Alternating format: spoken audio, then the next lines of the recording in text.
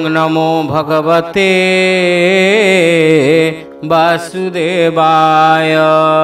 श्रीमद्भागवत चतुर्थ स्कंध नवम अध्याय।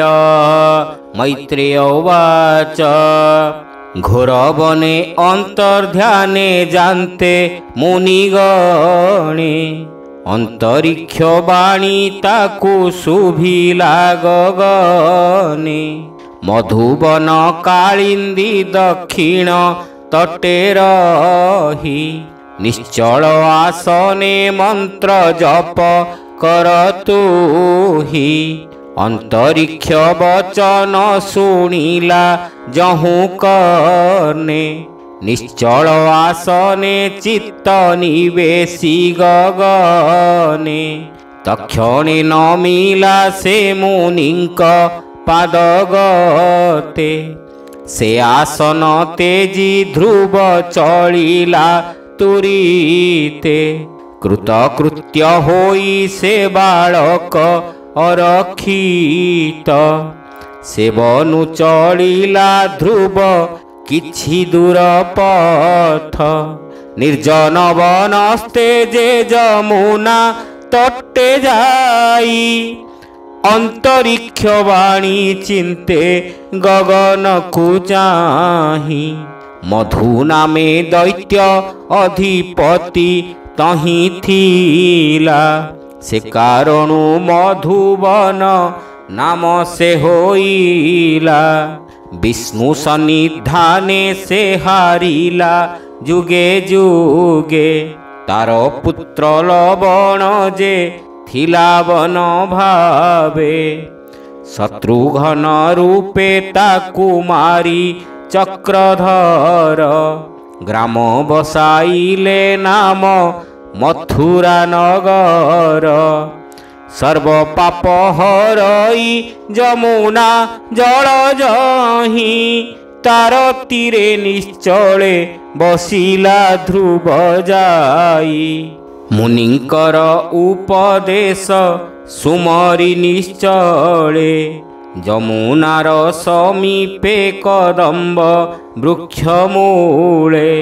निश्चल आसने बसी प्रत्याहार कला हरि अनुग्रहे मन निश्चल रहिला। अशेष देव ईश्वर विष्णु ता हृदये प्रकाश होइले पूर्व भाग्यर उदये। सर्वभूत देहे बसे आकाशर प्राये सर्वगते सर्वभावे सर्वजीवमये। द्वादश अक्षर मंत्र हृदये सुमरी विष्णुर चरणे चित्त अति दृढ़े करी। हरि हरि बोला।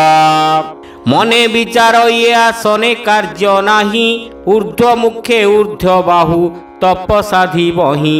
हेमंत विचारी से आसनु उतुरिला दक्षिण चरण से धरणी पृष्ठे देला। सर्वभूत धात्री कंपे ध्रुव पाद भरे वनगिरी जलधि सहिते जा शरीरे। वाम पाद अंगुष्ठ अग्रे भरा देई वाम जानु उपरे दक्षिण पाद थोई। पादर अंगुष्ठे ध्रुव निश्चले रहिला ध्रुवर चरण भारे अवनि कंपिला। पर्वत कानन आदि जलधि सहिते कंपई धरणी रंभा पत्र जेन्हे बाते। दश दिग कंपिला कंपिले दिग पाळे देवंकर विमान कंपिला अंतराळे। जम आदि देवगण परम आकुळे इंद्रर सहिते बसी चिंतिले सकळे। विचारंती ध्रुवर तपस्या भग्न कले तेबे निज अधिकारे रहिबा निश्चले। यद्यपि एहार तप रहिब निश्चल चतुर्दश लोके नाही काहारी कुशल। हेमंत विचारी देवे रहिले चकिते ध्रुवर निश्चल ध्यान कृष्ण पाद गते। परम ब्रह्म अनामय वासुदेव मंत्रे आगम निगम मंत्रे स्तुति स्तोत्र जेते। वासुदेव प्राय से जगत को देखई उन्मील लोचने ध्रुव पराभव बही सर्वभावे सर्वघटे देखे हरि रूप सर्वदिगे अनल पवन सर्वकल्प वनगिरी कंदरे जेतेक पशु जूथ वरुण भुवने जल जंतु जे समस्त अश्वगज सहित राजार पुरे जेते विष्णुर स्वरूपे रूप देखई समस्ते पाताले अनंत रूप गगने नक्षत्र एक रूपे रूप भेद के करिब अंत देवंकर देहे नित्ये हरि जे बसई सर्वभूते एक आत्मा अन्य न घटई विश्वव्यापी पुरुष गोचर के बा कहू एणु व्यापी अछई आकाश प्राय सेहू एही भावे नाम धरी विष्णुर पीरती सर्वभूते पुरी अछि केही न देखंती हरि हरि बोला सर्वजंतु हृदाकाशे रवि प्राय दिशे इंद्रियंक ईश्वर जे ऋषिकेश घोषे जाहार भकत जन प्रलये न नासे एणु ए अच्युत नाम सर्ववेद घोषे चराचर विश्व भावे होइए विश्वासे एणु विश्वभाव नाम सर्व उपदेशे ध्रुवर नयन विष्णु पादे लीन गला श्रुति जुग विष्णुर सबदे आश्रय कला वचन रहिला विष्णु चरित वर्णने विष्णु पाद पद्म गंध नासारंध्र घ्राणे हस्तबेनी सेवा भावे होइले अर्पित पद जुग गोविंद भकते उपगत चर्म इंद्रि रोधिला प्रसाद रसरसे शीत घर मन लागिला विष्णु उपदेशे शबद स्पर्श रस रूप गंध जेते विष्णुर चरणे लीन होइले समस्ते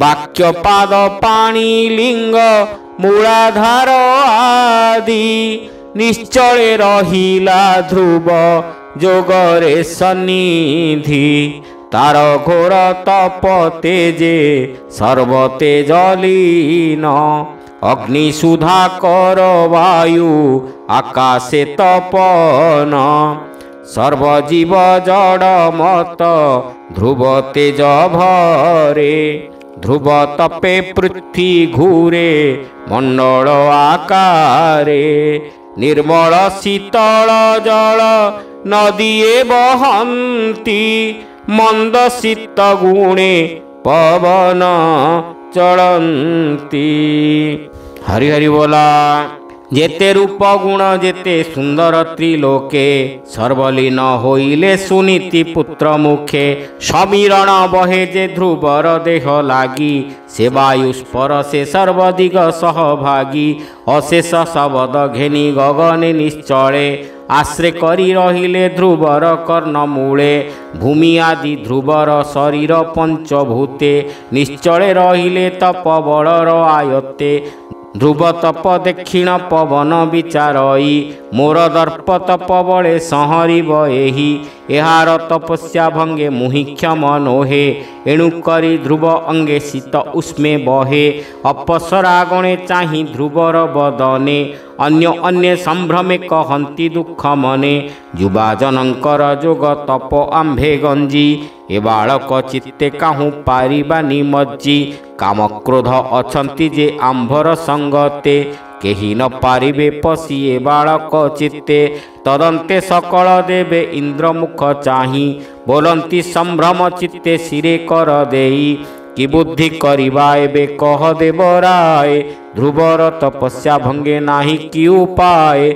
ମୁହୂର୍ତ୍ତେ ରହିଲା ଇନ୍ଦ୍ର ଦେବ ବାକ୍ୟ ଶୁଣି।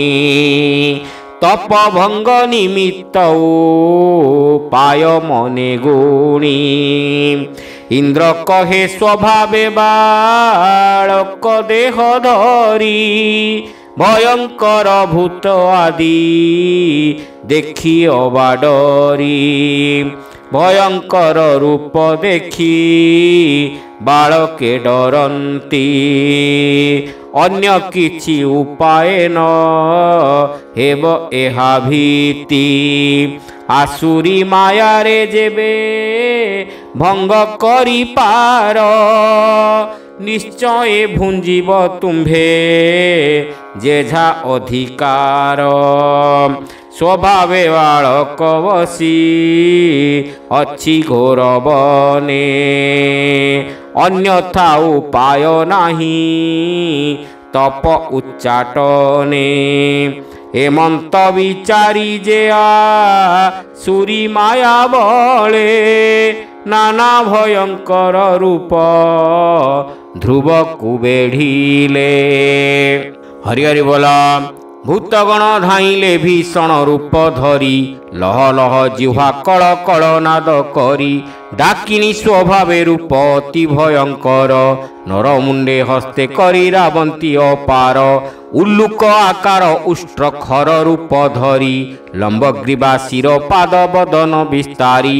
ଭୂମି ଦନ୍ତାଘାତେ ତରୁ ଉଲ୍ଲୋଳ କରନ୍ତି। ବିକଟ ଦଶନେ ବକ୍ରମୁଖ କି କରନ୍ତି। କେବା ତରୁ ଉପାଡ଼ିଣ ଭୂମିରେ ପିଟନ୍ତି। ଅତି ଆସ୍ଫାଳନେ ଧ୍ରୁବ ନିକଟେ ମିଳନ୍ତି। ବୃଷଭ ଆକାରେ ତୀକ୍ଷ୍ଣ ଶୃଙ୍ଗେ ଭୁବିଦାରି। ମନୋଜବେ ଧାମନ୍ତି ଉନ୍ମତ୍ତ ରୂପ ଧରି। ସର୍ପ ରୂପ ଧରି ଫଣା ଉଭାରନ୍ତି ବଳେ। ଲହ ଲହ ବେନି ଜିହ୍ୱା ବୁଲାଇ ଚଞ୍ଚଳେ। ଫୁଫୁ କରି ବିଷ କଣା ଜଳ ବୃଷ୍ଟି ପ୍ରାୟ। ଏ ରୂପେ ଧ୍ରୁବ ସମୀପେ ମିଳିଲେ ଥୋକାଏ। ମହିଷ ଆକାରେ ଗିରି ଶୃଙ୍ଗ ଅଗ୍ରେ ଧରି। ଉପାଡ଼ନ୍ତି କୋପଭରେ ଲାଙ୍ଗୁଳି ଉଭାରି। ଭୂତଗଣେ ଧାମନ୍ତି ବିସ୍ତାରି ମହାକାଏ। ବେନିପାଦ ଦିଶନ୍ତି ଖର୍ଜୁର ବୃକ୍ଷ ପ୍ରାୟ। ମୁଖ ବିସ୍ତାରନ୍ତି କିବା ଭକ୍ଷିବେ ଗଗନ। ନାସା ଅଗ୍ରେ ବହେ 49 ପବନ। ଉଲ୍ଲୁକ ଆକାର ପୁଣି ଫୁଫୁନାଦ କରି। ହୃଦୟ କମ୍ପାଇ ଧ୍ରୁବ ନିକଟରେ ମିଳି। ପିଶାଚେ ଧାବନ୍ତି ଭୟଙ୍କର ରୂପ ଧରି। ବାମେ ଛିନ୍ନ ଶିର ଦକ୍ଷେ ଖଡ଼ଗ ଉଭାରି। ଅଗ୍ନିନାଶା ମହାହନୁ କରାଳ ଦଶନେ। ଧ୍ରୁବର ସମୀପେ ଯେ ମିଳିଲେ ଘୋର ବନେ। ବେନିଶାଳ ବୃକ୍ଷ ବେନି କରେ ଉପାଡ଼ନ୍ତି। ଅନ୍ତକ ପୁରୁଷ ପ୍ରାୟ ନିକଟେ ମିଳନ୍ତି। ଭୈରବ ନାଦରେ ଯେ କରନ୍ତି ହୁହୁଙ୍କାର। ସେନାଦ ଶୁଣିଲେ ଆତ୍ମା କମ୍ପେ ଥରହର। ଡାକିନି ମିଳିଲେ ଯେ ହୁଙ୍କାର ନାଦ କରି। ରୋଦନ କରନ୍ତି ଶିଶୁ ବେନିପାଦ ଧରି। ଧ୍ରୁବର ନିକଟେ ଅତି କୋପେ ସେ ମିଳିଲେ। ମୃଣାଳ ପ୍ରାୟକ ଶିଶୁ ମୁଣ୍ଡ ଚୋବାଇଲେ। ବଦନ ବିସ୍ତାରି ସେ ରୁଧିର ପାନ କରି। ଧ୍ରୁବର ବଦନ ଚାହିଁ ବୋଲେ ମାୟାଧାରୀ। ସୁଲଳିତ ପ୍ରାଣ ତୋର ଶୁଣରେ କୁମର। ସନ୍ତୋଷେ ରୁଧିର ପାନ କରିବି ତୋହର। ଦଣ୍ଡେ ଯଦି ରହିପାରୁ ମୋହର ଛାମୁର। ମୃଣାଳର ପ୍ରାୟ ଅସ୍ଥି ଚୋବାଇବି ତୋର। ହେମନ୍ତ କହନ୍ତେ ପୁଣି ଗୁହ୍ୟକ ମିଳିଲେ। ଧ୍ରୁବ ଚାରି ପାଶେ ଶୁଷ୍କ କାଷ୍ଠରୁଣ୍ଡ କଲେ। ଦାବାଗ୍ନି ଲଗାଇ ଯେ ବିଞ୍ଚନ୍ତି କର ପତ୍ରେ। ବୃଷ୍ଟି ପ୍ରାୟ ଅଗ୍ନିକଣା ପଡ଼େ ଧ୍ରୁବ ଗାତ୍ରେ। ମଣ୍ଡଳ ଆକାରେ ବୃକ୍ଷମାନ ଉପାଡ଼ନ୍ତି। ଧ୍ରୁବର ସମୀପେ ରହି ଶବଦ ଗର୍ଜନ୍ତି। ଗଗନେ କ୍ଷେପନ୍ତି ତରୁ ଲତା କୋଟି କୋଟି। ଅନ୍ୟ ଅନ୍ୟ ବୃକ୍ଷ ଧରି ଚାହାନ୍ତି ତରାଟି। ଶତ ଶତ ଶୃଗାଳ ରାବନ୍ତି ଘନ ଘନେ। ଧ୍ରୁବ ପାଶେ ମିଳନ୍ତି ସେ କୁପିତ ଲୋଚନେ। ପୁଣି ଏକ ଡାକିନି ସୁନୀତି ରୂପ ଧରି। ଧ୍ରୁବର ସମୀପେ ମିଳେ ମାତୃସ୍ନେହ ଭରି। ହାହା ପୁତ୍ର ବୋଲିବେନି କର ହୃଦେ ତାଡ଼େ। କେଶବାସ ଅସମ୍ଭାଳ ପୁଣ ପୁଣ ପଡ଼େ। ବହୁମାୟା ବିନିର୍ମିତ ଚାଟୁ ବାକ୍ୟ କହେ। ଜନନୀ ବାଳକ ଭାବେ କେହୁ ବା ତା ସହେ। ଅତ୍ୟନ୍ତ କାରୁଣ୍যେ ପୁତ୍ର ସ୍ନେହେ ସେ ରୋଦନ। ପୁଣି ସ୍ଥିର କରି ଚାହେଁ ଧ୍ରୁବର ବଦନ। ତୁହି ମୋର ଏକ ପୁତ୍ର ସଙ୍ଗେ କେହି ନାହିଁ। केवल तोहर ध्याने प्राण मु धरई तुही मो रक्षक तोर तहु आन नाही तोर वन गमने अज्ञान मोर देही तोर बिनु मरण निकटे मोर मिले काल सर्प प्राय मोते निरंतर जाळे तोहर उद्देश्य मु अनेक ग्राम पुरे खोजी न पाइली बड़ा अनेक प्रकारे बनगिरी कंदर पाटणा पुरे खोजी प्राण रक्षा कर इ उदक पत्र भुंजी जेउ दिनु मोर पुरु होइलु बाहार नित्य लुह स्रवई कंठरे हाहाकार जेते दिने तोहर बिहुने थिली मोहि सपत्नीर वचन मु न पारई सही दावाग्नि जे सने बन दहे अति बळे मोर प्राण दहिला सपत्नी वाक्या नळे निद्रा उजागर मुहि न जानई किछि शयन भोजन पान किछि ही न इछि रात्रि दिन जोगी प्राय करे तोते ध्यान स्वप्ने देखई मुझे तोहर बदन प्रतिदिन मु न देखी तोर मुख ध्याने मोर स्रवे बेनी आखि तोहर मधुर वाक्य शुभे मोर कर्णे एबे मोते न रुचई कोकिल बचने तोर अंग संग धूली मो अंगे धूसर शीतल तपत मोते न बाधे शरीर केते बनगिरी जे सरित सर कोड़े भ्रमु अच्छी रात्र दिवा तोहर बिकले तोते न देखिले मोर होइब मरण अंतर्गत अनले दहई रात्र दिन चरण चालिबा मो वर्ण देख बड़ा स्वभावे रक्तिमा थिला एबे देख कला ध्रुव बिनु अध्रुव देखई विश्व मोहि अंधकार दश दिश किछि न दिशई नित्य डाक देउ धाता रख मोर प्राण ध्रुव घेनी तोर पादे पशिली शरण तुमोर अंधर जष्टि देख पुत्र मुख पुत्र को उदरे धरी पाउअछि दुख तोर अंग सुकोमल बाहु सुललित बाबू ए दारुण तप कलु विपरीत दुष्कर साधन तप अति गुरुतर कर्म साध्य पुरुष को अटई सुंदर अल्प लोके कर्म साध्य केबे हेनु हई न जानी दुस्सह कर्म किंपा भुंजु तुही सुलक्षण तनु तोर स्वभावे सुंदर राज ऐश्वर्य भोग तोते नुह दूर ए बाल बयसे तोर खेड़ निरंतर 7-5 बालकर संगते विहार कुमार बयसे विद्या अभ्यास कारणे नाना तर्क वितर्क शब्द उच्चारणे पुणी विश्व संसारे स्वधर्म कर्म करी कुलशील शुचि युक्ता कन्या घरे बरी धर्म धन संचय संतति जन्म करी विषय सम्मोहे चित्ते अति दृढ़े धरी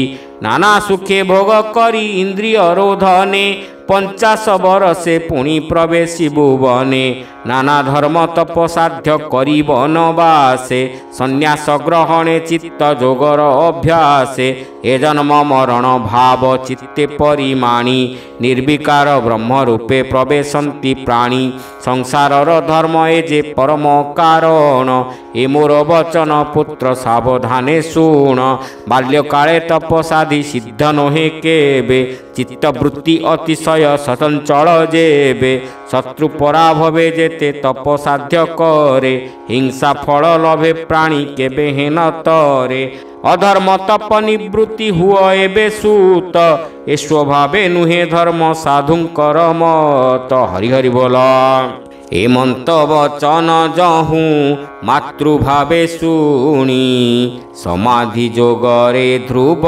मने मने गुणी विचारई जननीए नुहई मोहर निश्चय जानिली ए आसुरी माया घोर एमंत विचारी मन निश्चले रहिला रख हे गोविंद बोली शरण पशिला समस्त देवता मिली इंद्रर वचने जेते माया प्रकाशिले ध्रुव सन्निधाने ध्रुव तप भंगे केही समर्थ नोहिले विष्णु चक्र तेज ध्रुव निकटे देखिले सकले भाजिले तेज देखी ध्रुव देहे निशि अंधकार जेह्ने तपन उदये सर्वभूते ध्रुवर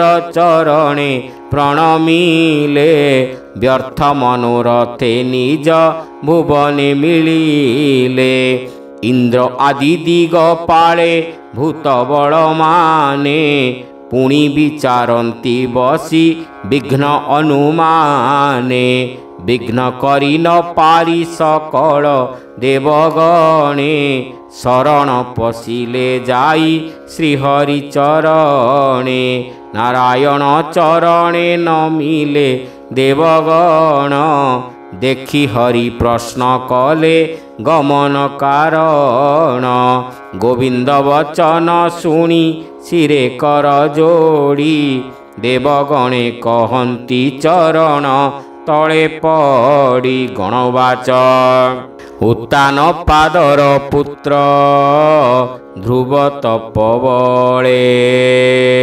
समुद्रगिरि सहिते धरणी कंपिले आम्भे रही न पारिलु गगन मंडले तार तपे कंपिले सकल दिगपाले त्रैलोक्य सकले केही न पारिलु रही न जानू काहार पद मने से वांछई मैत्रेय उवाच हेमंत वचन से देवंक मुखु शुणी अधोमुखे हरसे रहिले चक्रपाणी ध्रुव तपे हीन तेज देखि देवगण हरसे कहन्ति ध्रुव तपर कारण भगवान उवाच मोहर वचन एबे शुण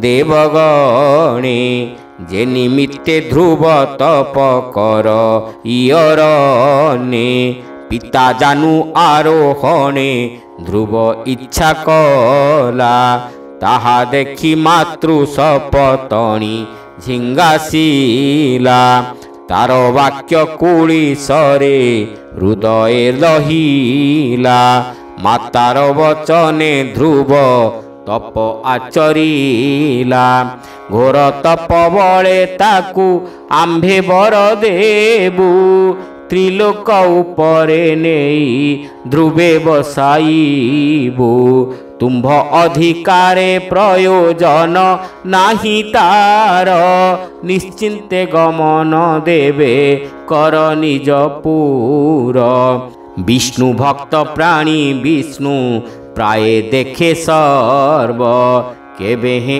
अपर बल न करई खर्व तार तप देखि कोप न करिब चित्ते निरते रहिब सर्व प्राणींकर हिते आम्भर आदेशे ध्रुव स्थाने से बसिब तुम्भ दिगपाल पद निश्चले रहिब मैत्रेय उवाच हेमंत विष्णुर वाक्य शुणी सावधाने निजपुरे दिगपाल गले तो समने सुख कहे परीक्षित शुण नृपमणि ध्रुव तपे तारे दया कले चक्रपाणी गरुड़ आसने बसी चतुर्भुज रूपे कालिंदी तटे मिलिले ध्रुवर समीपे मधुर वचने किबा अमृत बरसे सर्वदेव देखुछन्ति विस्मिते आकाशे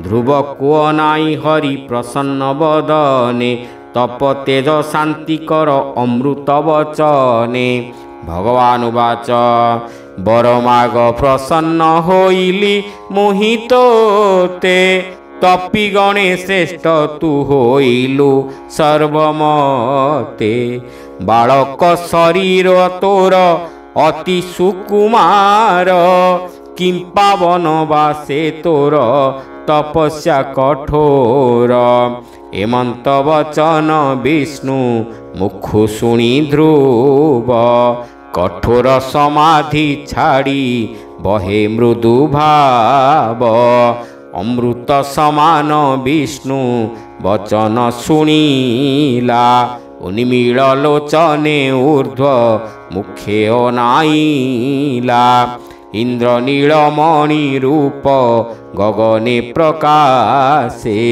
नीलोत्पल समूह की दिशे दश दिशे गगन मंडल सरोवर प्राय होई लक्ष्मी देवी कटाक्षे की जगत मोहई कादम्बिनी मध्य जेने चपला विराजे दिव्य सरोवर किवा नीलोत्पल साजे अग्रते देखई पीताम्बर परिधान आकाश मेरुरे हेम बेष्टित जेसन जेणे ध्रुव चाहई से उन्मीळ लोचने सर्वदिगे विराजन्ति गरुड़ आसने ध्रुव विचारई विष्णु रूप ए प्रमाण मंत्र दीक्षा काले कहिछन्ति मुनिगण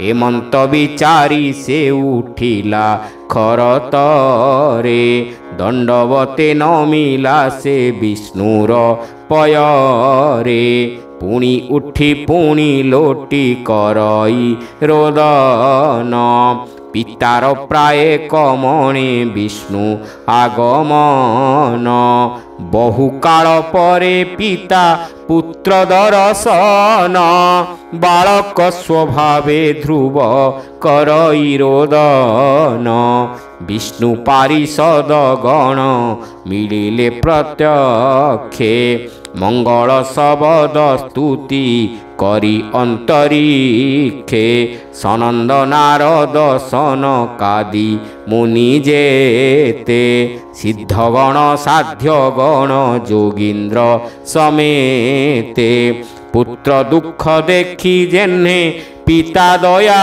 करे ध्रुव को धइले तोड़ी प्रभु बेनी करे धूड़ी रे धूसर तनु झाड़ी स्नेह भरे बेनी भुजे आलिंगिले पुलक शरीरे विष्णु कर लागी ध्रुव तप दुख गला कोटिए ब्रह्मार बुद्धि हृदय प्रकाशिला से हरि चरणे जुग हृदय करी ध्यान विप्र जगन्नाथ कहे शुण हे सुजन से हरि चरणे नित्य कर दृढ़ भाव भक्ति बोईते भव संसार तरीब भक्ति बोईते भव संसार तरीब से हरि चरणे नित्य कर दृढ़ भाव भक्ति बोईते भव संसार तरीब हरि हरि बोला इति श्रीमद्भागवते महापुराणे पारमहंस्यां संहितायां चतुर्थ स्कंदे ध्रुव चरितं नाम नवम अध्याय हरि हरि बोला।